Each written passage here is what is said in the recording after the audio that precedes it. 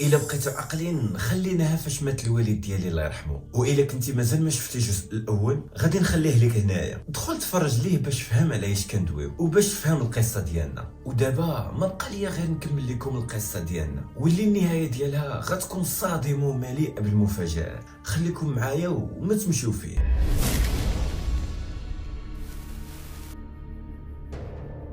دازت واحد المده على الموت ديال الوالد ديالي، وانا تاثرت في قرايتي وفي حياتي ككل، وليت منعزل وخايف من كل شيء حتى من راسي. وفاش دازت 40 يوم على الموت ديالو عيطت لي الوالده وقالت لي بان الوالد في الايام الاخيره ديالو قبل ما يتوفى كان كيقول باللي شي جنون تابعينو وكيجيو عنده بالليل وكيقولوا ليه بالحرف وجد راسك. وهو عارفهم حيت كانوا من هادوك اللي خرج من ديك السيده، كانوا 4 تحديدا، كانوا من اخطر انواع الجن اشدهم باسا. وقبل ما يموت الوالد الله يرحمه، الوالده حلمت بواحد المره جاتها في المنام وقالت ليها وجدي الكفن ووجدي باش تلبسي حق الله. ملي قالت لي الوالده داكشي ما نكذبش عليكم زدت تأزمت بزاف، ما حيلتي لعائلتي ما حيلتي لميمتي مسكينه. بقيت كنصبر فيها وكنقول لها باللي قادر الله وما عندنا ما نديرو وخاصنا غير نصبروا. المهم من بعد شويه ديال الوقت الحاله ديالها بدات كتحسن وبدات كترجع للطبيعه ديالها الحمد لله. دازت عامين على الموت ديال الاب ديالي، وفي 2013 بدات المشاكل بالنسبه ليا، ودابا عاد غتبدا حكايتي.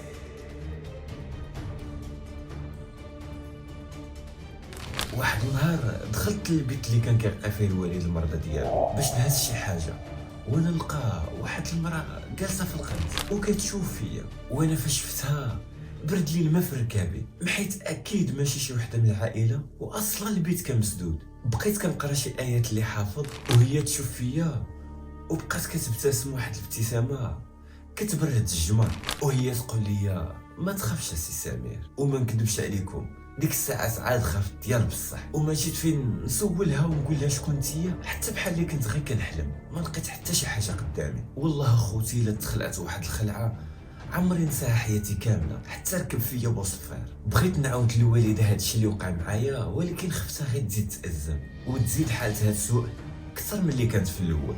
ومن بعد واحد الليله كنت ناعس ما بيا ما عليا، حتى كضربني الفيقه وكنلقى راسي في البيت الوالد اللي كان كيخدم فيه. شكون الدليل تما ما نعرف، الله اعلم. حتى دورت عيني وانا نلقى نفس المره اللي كنت شفتها ديك المره، ولكن هاد المره معها 2 رجال، والمفاجاه كانت معاهم حتى ديك السيده اللي كان لقاها الوالد وكانت ماتت. يلا بغيت نغوت وهي تشدني ديك المره وقالت لي حتى واحد ما غادي يسمعك، ما تخافش، حنا غير جين وما عندنا باش نأذيوك. وانا اخوتي في كل كلمه كنسمع فيها ما تخافش غير ما كيزيد خوفي يطلع فوق ال1000. وهاد السيده اللي معانا الاب ديالك هو السبب في الموت ديالها. بقيت غير كنشوف هاد المنظر ما عرفت باش تبليت، خصوصا وانه دوك 2 درجه اللي معاها الملامح ديالهم ما باينينش، وكل مره كيبقاو يبانوا على هيئه، مره على هيئه كلب ومره على هيئه حنش ومره كيوليو قطب.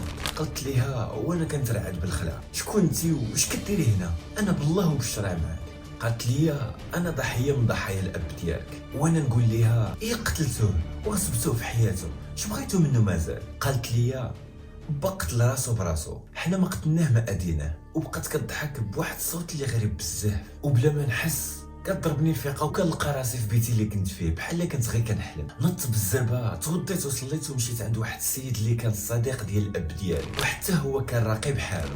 عاودت ليه على كاع داكشي اللي شفت في ديك الليله وعلى كاع داكشي اللي قالت لي ديك المراه او ديك الجنيه. وجهو تبدل وبحال ليله تصدم. قال لي واش انت متاكد من هادشي اللي كتقول؟ قلت ليه الا ما تيقتنيش اجي تشوف بعينيك. قال لي في العشيه غادي ندوز لعندكم ان شاء الله.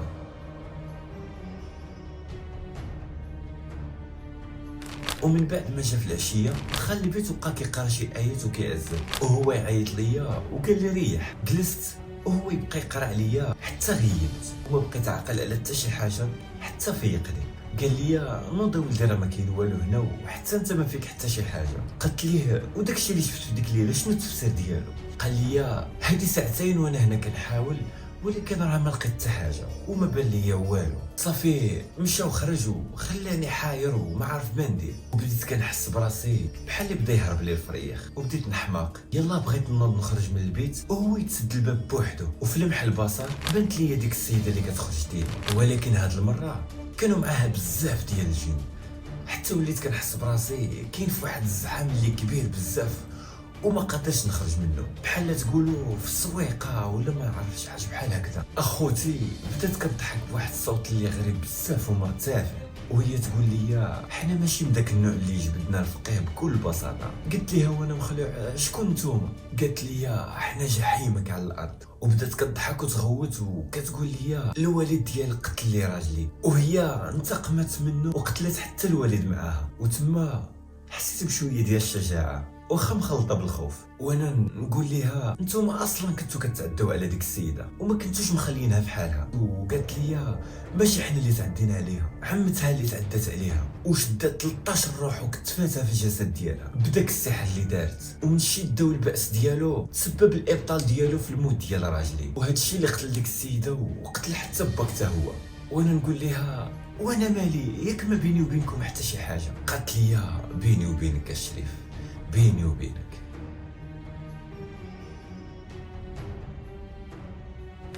باك قتل راجلي وتسبب في الاذى لبزاف منا، وما حدهم مازال ما براو.